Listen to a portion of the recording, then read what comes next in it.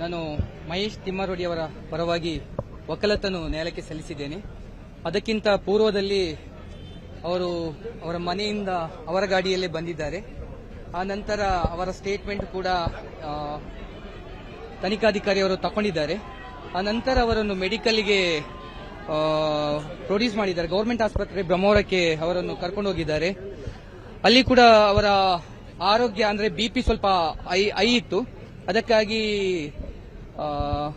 Further ಇದು ಕೂಡ ಮಾಡಿದ್ದಾರೆ. ಆ ನಂತರ ಅವರಿಗೆ ಮೆಡಿಸಿನ್ ಕೂಡ ಕೊಟ್ಟಿದ್ದಾರೆ. ತದನಂತರ ನಾವು ನ್ಯಾಯಾಲಯದಲ್ಲಿ ಅವರ ಪರವಾಗಿ ನಾನು ಬೇಲ್ ಅಪ್ಲಿಕೇಶನ್ ಕೂಡ ಮೂವ್ ಮಾಡಿದ್ದೇನೆ. ಆ ನಂತರ ಸುಪ್ರೀಂ ಕೋರ್ಟಿನ ಮತ್ತೆ ಹೈಕೋರ್ಟಿನ ತೀರ್ಪನ್ನು ಕೂಡ ನಾನು ಉಲ್ಲೇಖಿಸಿದ್ದೇನೆ. ಅಲ್ಲಿ ತೀರ್ಪು ಕೂಡ ಕ್ಲಿಯರ್ ಇದೆ. ಆ ನಂತರ ನಾನು ಅವರನ್ನು ಯಾವ ಕಾರಣಕ್ಕಾಗಿ ಪೊಲೀಸ್ನವರು ಅರೆಸ್ಟ್ ಮಾಡಿದ್ದಾರೆ ಎಂಬ ಬಗ್ಗೆ ಕೂಡ ನ್ಯಾಯಾಲಯದಲ್ಲಿ ಪ್ರಶ್ನೆಯನ್ನು ಎತ್ತಿದ್ದೇನೆ. ಯಾಕಂದ್ರೆ ಅಲ್ಲಿ ಪನಿಷ್ಮೆಂಟ್ ಇರೋದು ಅಪ್ ಟು 3 years ಮಾತ್ರ ಇದೆ. ಹರೀಶ್ ಕುಮಾರ್ ಸ್ಟೇಟ್ ಜಡ್ಜ್ಮೆಂಟ್ ಅಲ್ಲಿ ಕೂಡ ಸುಪ್ರೀಂ ಕೋರ್ಟ್ ಕ್ಲಿಯರ್ ಆಗಿ ಹೇಳಿದೆ ಅಪ್ ಟು 7 years ವರೆಗೆ ಇದರ ಮಾತ್ರ ಅವರನ್ನು ಇದು ಮಾಡಬೇಕು, ಬಂಧಿಸಬೇಕು, ಅದರ್ವೈಸ್ ಬಂಧಿಸಬಾರದು ಅಂತ ಹೇಳಿದ್ದೆ. ಅದಕ್ಕೆ ಸಂಬಂಧಪಟ್ಟಂತೆ ಕೋರ್ಟ್ ಅನ್ನು ನಾವು ಕನ್ವಿನ್ಸ್ ಮಾಡಿದ್ದೇವೆ.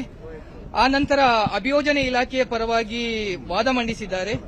ಆ ನಂತರ ನಾವು ನ್ಯಾಯಾಲಯ 23ನೇ ತಾರೀಕಿನವರೆಗೆ ಅವರನ್ನು ನ್ಯಾಯಾಂಗ ಬಂಧನಕ್ಕೆ ಕೊಟ್ಟಿದೆ.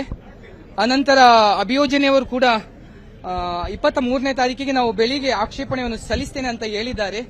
ಯಾಕಂದ್ರೆ ಇದರಲ್ಲಿ ನಾನ್ ಬೇಲೇಬಲ್ ಒಫೆನ್ಸ್ ಇರುವುದರಿಂದ ನ್ಯಾಯಾಲಯ ಸುಮೋಟೋ ಆರೋಪಿಯನ್ನು ಬಿಡುಗಡೆ ಮಾಡಲಿಕ್ಕೆ ಆಗಲ್ಲ. ಅಭಿಯೋಜನೆ ಸಲ್ಲಿಸಿದ ಆಕ್ಷೇಪಣೆ ನಂತರ ವಾದ ವಿವಾದಗಳು ನ್ಯಾಯಾಲಯದಲ್ಲಿ ನಡೀಲಿಕ್ಕೆ ಇದೆ ಇನ್ನೊಂದು ಸರಿ.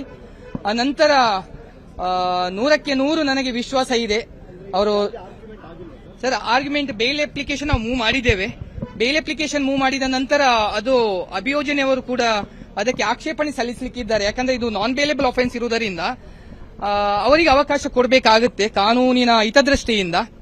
ಆನಂತರ ನಾನು ನ್ಯಾಯಾಲಯವನ್ನು ಮನವಿ ಮಾಡಿಕೊಂಡಿದ್ದೇನೆ. ಯಾಕಂದ್ರೆ ಇದು ಎಲ್ಲಿ ಕೂಡ ಇದು BL ಸಂತೋಷ್ ಅವರ ವಿರುದ್ಧವಾದಂತ ಹೇಳಿಕೆ, ಅದರಿಂದ BL ಸಂತೋಷ್ ಅವರು ಎಲ್ಲಿ ಕೂಡ ಆರೋಪಿಯ ವಿರುದ್ಧ ಎಲ್ಲಿ ಕೂಡ ಪ್ರಕರಣ ದಾಖಲು ಮಾಡಲಿಲ್ಲ.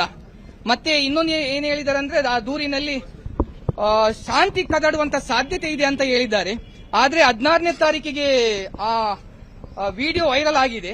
ಆದ್ರೆ ಇಲ್ಲಿವರೆಗೆ ಯಾವುದೇ ಅಹಿತಕರ ಘಟನೆ ನಡೆಯಲಿಲ್ಲ. ಅದರಿಂದ ನ್ಯಾಯಾಲಯ ಬೇಲ್ ಕೊಡಬೇಕು, ಮತ್ತೆ ಆರೋಪಿಯನ್ನು ಬಂಧನ ಮಾಡಿದಂತ ಕಾರಣ ಕೂಡ ಸರಿ ಇಲ್ಲ ಅಂತ ನಾನು ಕೋರ್ಟಿಗೆ ಮನವರಿಕೆ ಮಾಡಿದ್ದೇನೆ. ಸರ್ ಹೌದು ಸರ್. ಸರ್ ಅದರಲ್ಲಿ 3 ಸೆಕ್ಷನ್ ಇದೆ ಸರ್. ಒಂದು ಸೆಕ್ಷನ್ 196, 352, 352 ಸರ್, 352 ಸಬ್ಕ್ಲಾಸ್ 2 ಮತ್ತೆ 352 ಸರ್. ಇದರಲ್ಲಿ ಒಂದು ನಾನ್ ಬೇಲೇಬಲ್ ಇದೆ, 2 ನಾನ್ ಬೇಲೇಬಲ್ ಇದೆ, 1 ಬೇಲೇಬಲ್ ಇದೆ ಸರ್.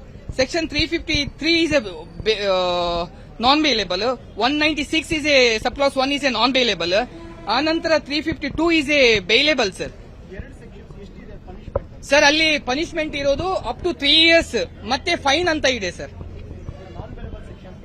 ಅದು ಅಷ್ಟೇ ಸರ್. ಒಂದು ಬೇಲೇಬಲ್ ಒಫೆನ್ಸ್ಗೆ 2 years ಅಂತ ಇದೆ, ನಾನ್ ಬೇಲೇಬಲ್ ಒಫೆನ್ಸ್ಗೆ 3 years ಅಂಡ್ ಫೈನ್ ಅಂತ ಇದೆ ಸರ್.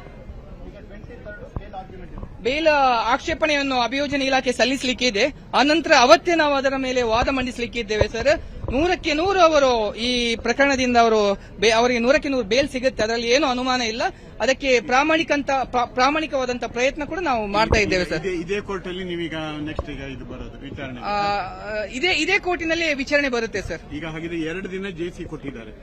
ನಾಳೆ 1 ದಿನ ಮಾತ್ರ ಸರ್, 23ಕ್ಕಲ್ಲ ಸರ್. ಇವತ್ತು 21, ನಾಳೆಗೆ 2 ದಿನ. ಹೌದು 2 days.